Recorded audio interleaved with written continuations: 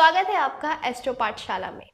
आज की हम इस वीडियो में चर्चा करेंगे गुरुदेव सुनील वशिष्ठ जी से और उनसे जानेंगे कि इस साल दिवाली 2023 में पूजा करने का शुभ मुहूर्त क्या होगा और क्या-क्या उपाय करनी चाहिए अपने दिवाली को शुभ मनाने के लिए। तो चलिए उनसे बात करते हैं। नमस्कार गुरुजी, स्वागत है आपका हमारे चैनल में। तो जी, आज हम ये जानना चाहते हैं, हमारे एस्ट्रो पाठशाला के दर्शक ये जानना चाहते हैं कि जैसे 12 नवंबर को दिवाली है, तो इस दिन पूजा करने का शुभ मुहूर्त क्या होगा? किस टाइम पूजा करनी चाहिए और क्या-क्या उपाय करने चाहिए? सर्वप्रथम तो हमारे एस्ट्रो पाठशाला के सभी दर्शकों को दीपावली की बहुत बहुत शुभकामनाएं। माता रानी आपके ऊपर कृपा बनाए रखे।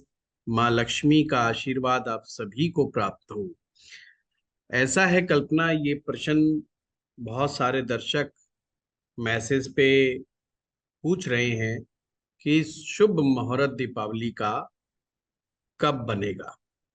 तो मैं बहुत आराम आराम से चीजों को समझाने का प्रयास करता हूँ। 12 नवंबर 2023 को शुभ दीपावली है, पर 2:44 तक चतुर्दशी ही रहेगी और 2:44 के बाद अमावस्या आरंभ होगी। और हम सभी जानते हैं दीपावली का त्योहार अमावस्या पर ही मनाया जाता है।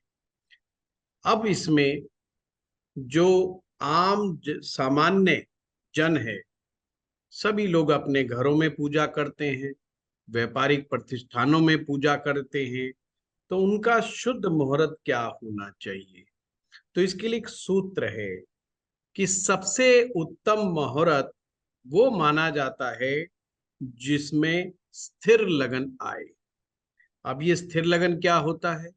जो लोग ज्योतिष के जानकार हैं वो जानते हैं कि स्थिर लगन क्या होता है। माँ लक्ष्मी का एक नाम चंचला भी है, यानी कि वो एक स्थान पर नहीं टिकती, नहीं स्थिर रहती।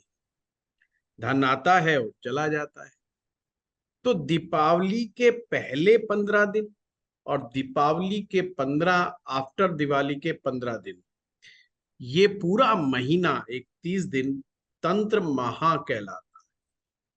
और उनमें भी ये अमावस्या यानी दिवाली वाली रात, ये तंत्र के लिए सबसे बड़ा उपयोगी दिन माना जाता है। या हम ये भी कह सकते हैं माँ लक्ष्मी की कृपा प्राप्त करने के लिए, अपने जीवन में धन की स्थिरता के लिए ये सबसे उत्तम दिवस है। तो शास्त्र में कहा गया है कि जो भी जातक स्थिर लगन में दीपावली वाले दिन माँ लक्ष्मी जी का और गणपति जी का विधि विधान के साथ पूजन करते हैं, मंत्र जाप करते हैं और अपने गुरु के द्वारा बताए हुए विधि विधान का पालना करते हैं, उनके जीवन में उन्हें माँ लक्ष्मी का आशीर्वाद प्राप्त होता है। जो भी जातक शुभ समय में दीपावली में पूजन करेंगे, वर्ष भर तक यानी 1 वर्ष तक दीपावली की पूजा का प्रभाव उनके साथ बना रहता है। तो आप सभी लोग प्रयास करें, जो भी हमारे इस प्रोग्राम को देख रहे हैं। दीपावली जो है, जहां पर प्रकाश का पर्व है, वहीं पर वो साधना का सबसे उत्तम पर्व है।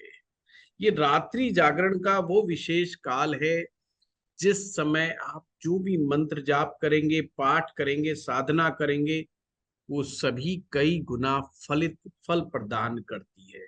ऐसा मंत्र शास्त्र में भी बताया गया है और यही मान्यता तंत्र शास्त्र में भी है। और जितने भी मंत्र के जानकार, तंत्र के जानकार हैं, पूरे वर्ष भर तक दीपावली का इंतजार करते हैं। वो इसीलिए करते हैं। अब सामान्य जन के लिए और जो ज्योतिष के जानकार हैं वो तो जानते ही हैं। उनको बता दूं स्थिर लगन क्या होता है।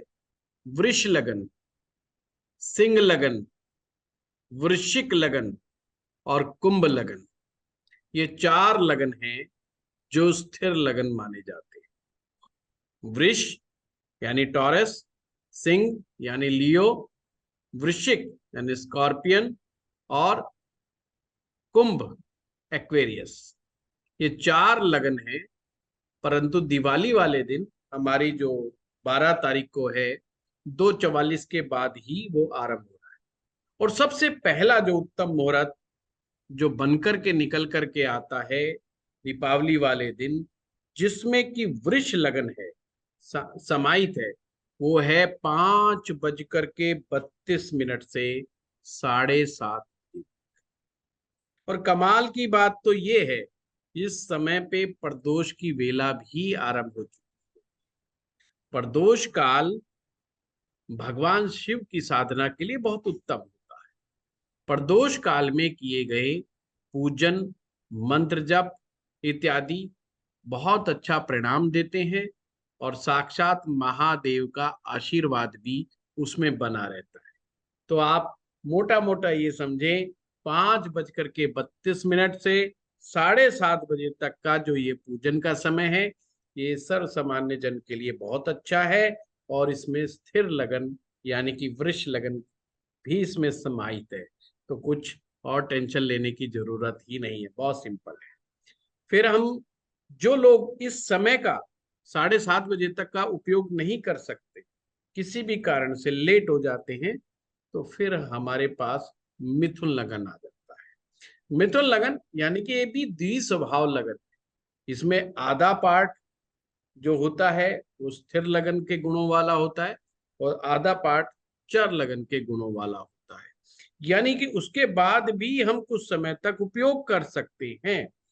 इसका समय रहेगा 7:30 से लेकर के 9:40 तक ये मुहूर्त रहेगा। और इसमें अमृत का चौगड़िया, चर का चौगड़िया बहुत ही उत्तम इस समय में पड़ रहा है। फिर भी मैं यहाँ पर कहूंगा, लोग प्रयास करें कि वो स्थिर लगन का उपयोग करें तो ज्यादा उपयोगी होगा। पर अगर ना कर पाए तो अमृत का चौगड़िया और चर चौगड़िया ये बहुत ही उत्तम रहेगा। अब जो 7:30 से 9:40 के बाद कुछ लोग जो है महानिशित वेला के मुहूर्त को बड़ा उत्तम मानते हैं, क्योंकि उस समय ये माना जाता है कि उस समय साधना करने से कई गुना परिणाम मिलते हैं, धन सुख समृद्धि हमारे जीवन में प्राप्त होती है।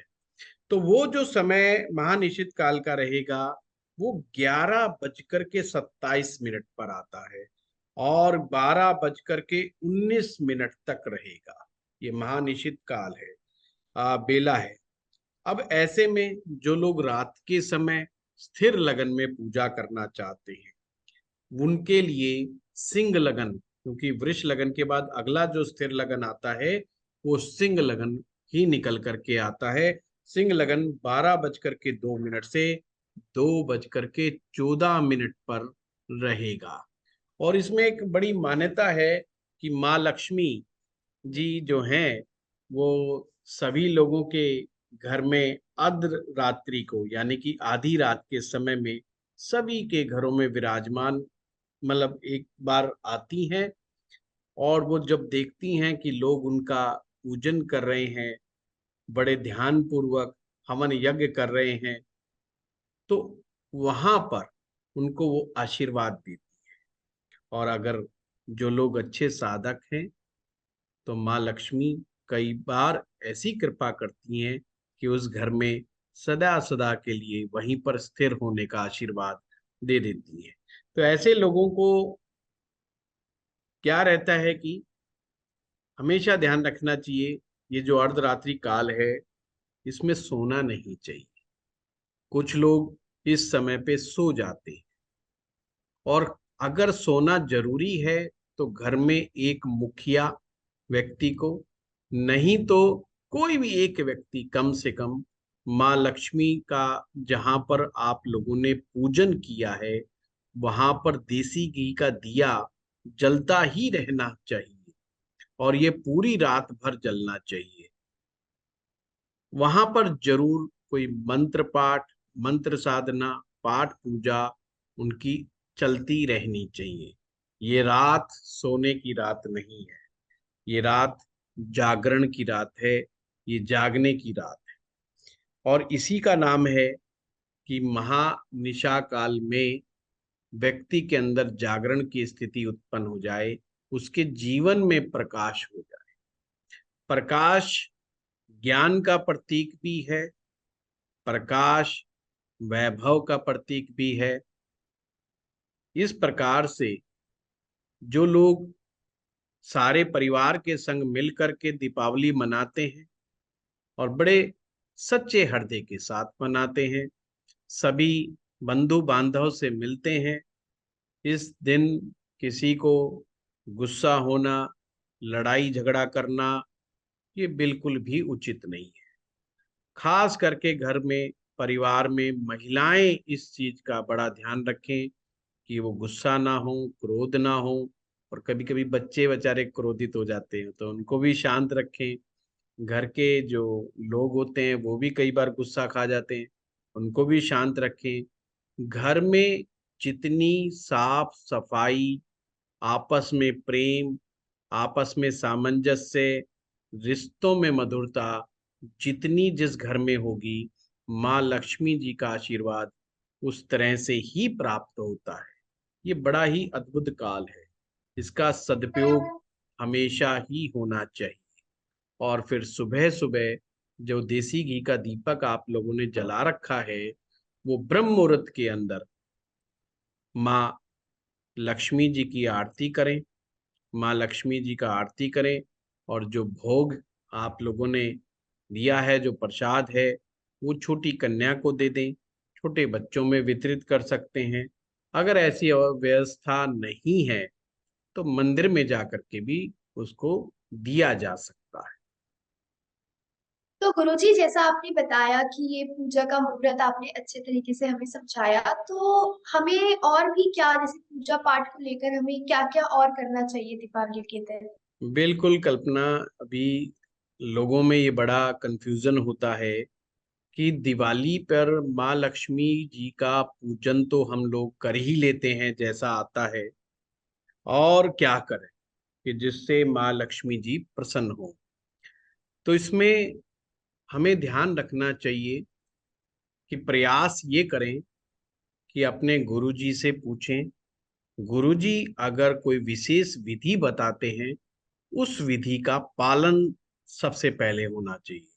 चाहे वो माँ लक्ष्मी जी के किसी मंत्र का पाठ बताएं, कोई नामावली बताएं, या किसी भी प्रकार का विधि विधान बताएं, हवन बताएं, यज्ञ बताएं, कुछ भी बताएं, सबसे पहले वो पालन होना चाहिए। अगर ऐसा आप लोगों के साथ नहीं है, तो जब भी आप गणपति जी का पूजन, माँ लक्ष्मी जी का पूजन, दवात का पूजन, भई खाते का पूजन, अपने तिजोरी का पूजन, ये सब पूजन से आप संपन्न कर लें, माँ लक्ष्मी जी की आरती, गणपति जी की आरती संपन्न करें, तो गुरु मंत्र का जाप करें। एक माला कम से कम गुरु मंत्र का जाप करें। फिर आपके पास रास्ते खुल जाते हैं किसी भी तरह की साधना करने के। अब आपके पास एक मार्ग ये भी है, यदि आपकी संस्कृत अच्छी है तो आप श्री सूक्त का पाठ कर सकते हैं, कनक धारा स्तोत्र का पाठ कर सकते हैं। आप श्री सूक्त का पाठ जब भी आप करें तो उसके साथ पुरुष सूक्त का पाठ करना ना भूलें। अकेले श्री सूक्त का पाठ नहीं करना है, बल्कि आपको पुरुष सूक्त का पाठ अवश्य भावी करना है। नहीं तो मामला गड़बड़ हो जाएगा, कोई खास परिणाम उन लोगों को नहीं मिलेंगे जो केवल मात्र श्री सूक्त का पाठ करते हैं। कनक धारा स्तोत्र का पाठ कर सकते हैं, माँ लक्ष्मी स्तोत्र का पाठ कर सकते हैं, लक्ष्मी स्तोत्र का पाठ कर सकते हैं वो लोग। और साथ में जो है, सबसे उत्तम रहता है माँ लक्ष्मी जी के मंत्रों का जप। उसमें जो माँ लक्ष्मी जी के बड़े प्रिय प्रिय मंत्र हैं, उनका पाठ कर सकते हो। जो लोग बड़े बड़े मंत्र नहीं कर सकते, वो मात्र माँ लक्ष्मी जी के बीज मंत्र श्रीम बीज मंत्र का उपयोग करते हुए ओम श्रीम लक्ष्मे नमः इस मंत्र का जाप विधि विधान से कर सकते हैं। कम से कम 1 घंटा इस माला का जाप करें, और अगर शारीरिक समर्थता है तो मैं तो कहूंगा पूरी रात माला जप करना चाहिए। माला जप में फिर प्रश्न आता है कौन सी माला का उपयोग करें। माँ लक्ष्मी जी को कमल गट्टे बहुत प्रिय है। कमल गट्टे की माला ये काले रंग की आती है, का माँ लक्ष्मी जी के मंत्र का जाप कमल गट्टे की माला के द्वारा होना चाहिए। यदि आपके पास व्यवस्था है हवन करने की और आपका मन है हवन करने का, तो जितना भी आपने जाप किया है उस जाप का दशांश हवन आपको रात्रि काल में, मध्य रात्रि में, विशेष करके 12 बजे के बाद आपको वो हवन करना चाहिए। बड़ा ही उत्तम माना जाता है। और क्या कर सकते हैं, आप रामायण का पाठ कर सकते हैं। कोई चाहे तो सुंदरकांड का पाठ कर सकता है। और हाँ, दीपावली वाले दिन राम रक्षा स्तोत्र का पाठ करना बहुत उत्तम है। राम जी की कृपा प्राप्त होती है, राम जी का आशीर्वाद प्राप्त होता है। आखिर हम दिवाली मनाते भी तो इसी वजह से हैं कि भगवान राम जी को उस दिन वनवास उनका समाप्त हुआ और वो अयोध्या लौट करके आए, और रावण पर विजय श्री प्राप्ति के बाद वो लौटे, अपनी पत्नी के साथ लौटे।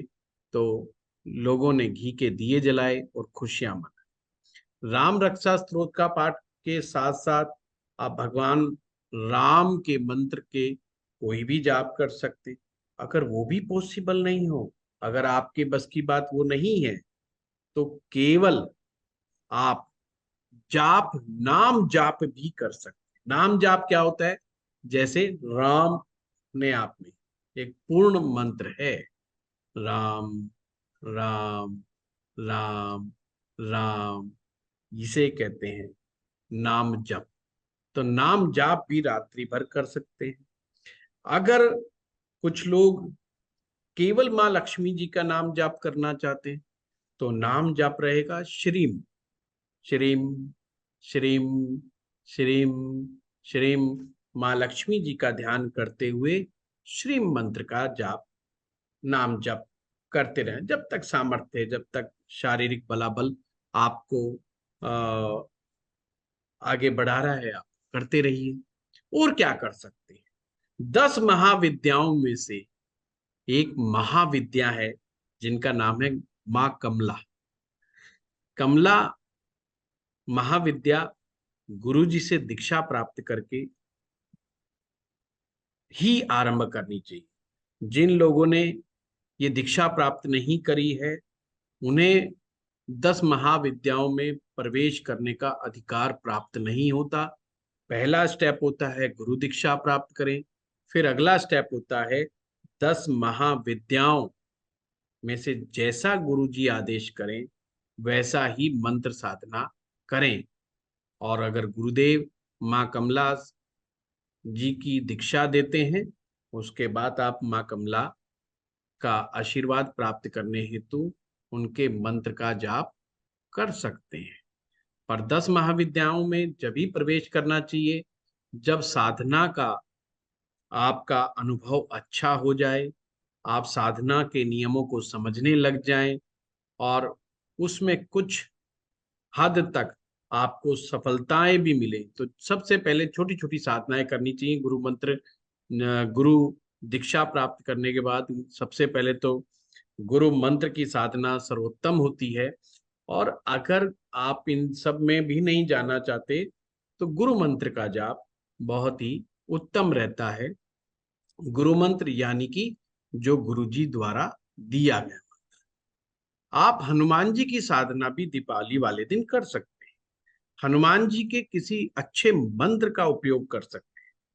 अगर आपको तीव्रता और ऊर्जा चाहिए, तो हम हनुमते रुद्रात्म काय हुम फट बोल बोल करके आप इस मंत्र का भी पाठ कर सकते हैं। अगर आप ब्रह्मचर्य का पालन करते हैं तो जिन लोगों का ये नियम है वही इस मंत्र का उपयोग करें। जिनका जो व्यायाम इत्यादि करते हैं, योगिक क्रियाओं में प्रवृत्त हैं और ब्रह्मचर्य का पालन करते हैं, साधना के नियम करते हैं, उन्हें ही इस दिन हनुमान जी की साधना करने का आदेश है, अन्यथा फिर वो नहीं पड़े। और हम इसमें क्या कर सकते हैं, विष्णु सहस्त्र नाम का पाठ भी साथ में किया जा सकता है। तो बहुत से तरीके हैं दीपावली मनाने के। हाँ, कुछ लोग इस दिन जुआ खेलते हैं, शराब का सेवन करते हैं, धन का अपव्यय करते हैं। इससे माँ लक्ष्मी नाराज हो जाती है। माँ लक्ष्मी जी को ये सब नहीं पसंद। तो ऐसे में इन व्यसनों से दूर रहें, शुद्ध सात्विकता रहें।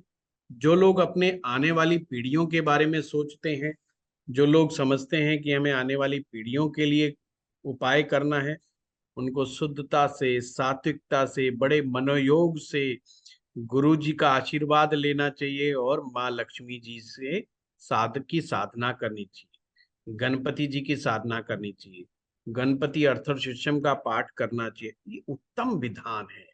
इनसे जातक के जीवन में कभी भी फाइनेंशियल क्राइसिस नहीं आता है। तो ये दिन बहुत ही सुंदर है। तो मैं सभी को कहूंगा, जो लोग हमारे चैनल को देखते हैं, इस दिन को का सदुपयोग करें और काल के भाल पर अपना नाम लिखवा लें। यानी कि इस दिन का जितना उत्तम उपयोग कोई भी मानव जीवन में आने के बाद कर सकता है वो करना चाहिए, क्योंकि ये साधनाएं आपके मरने के बाद भी, आपके द्वारा किया गया मंत्र जाप आपके मरने के बाद भी आपके साथ जाता है और कुछ नहीं साथ जाता। अगले जन्म में आपको मंत्रों का ज्ञान, साधनाओं का ज्ञान बहुत अर्ली एज में हो जाता है। मैं फिर से एक बार अपने सभी दर्शकों को हृदय के साथ आशीर्वाद देता हूं और दीपावली पर शुभकामनाएं देता हूं। नमस्कार। धन्यवाद गुरुजी। आपने बहुत अच्छे तरीके से हमारे दर्शकों को जो डाउट्स थे, कि कंफ्यूजन थी किस टाइम पूजा करनी चाहिए, क्या क्या चीजें करनी चाहिए, क्या क्या उपाय करने चाहिए, आपने बहुत अच्छे और सरल तरीके से इन्हें समझाया है। तो मैं धन्यवाद कहती हूँ आपसे, और आपसे फिर मिलूंगी नेक्स्ट वीडियो में नेक्स्ट टॉपिक के साथ। धन्यवाद। ये थी हमारी आज की चर्चा गुरुदेव सुनील वशिष्ठ जी के साथ। अगर आपको हमारी ये वीडियो पसंद आई हो तो हमारे चैनल को सब्सक्राइब करें, साथ ही साथ हमारे एंड्रॉयड एप्लीकेशन एस्ट्रो पाठशाला को इंस्टॉल करें, जिसमें आपको 50 से भी ज़्यादा कोर्सेज अवेलेबल होंगे। इसी के साथ डिस्क्रिप्शन में हमारे व्हाट्सएप चैनल का लिंक है, उसे ज्वाइन करें। धन्यवाद।